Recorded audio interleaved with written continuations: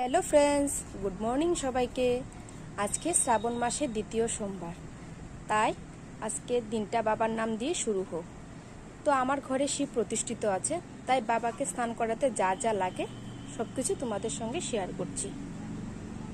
আজকে অনেকগুলি ফুল পেলাম, তাই ভাবলাম যে না, বাবাকে একদম মন ভরে আজকে সাজাবো। আজকে আকন্দ ফুল থেকে ধরে কোনো কিছু বাদ নিয়ে আজকে পেলাম না। যে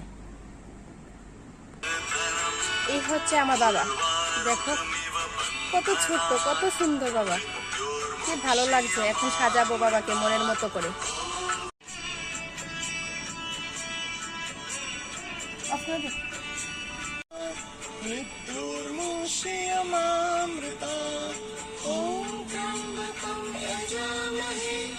সুগন্ধিম পুষ্টিবর্ধনম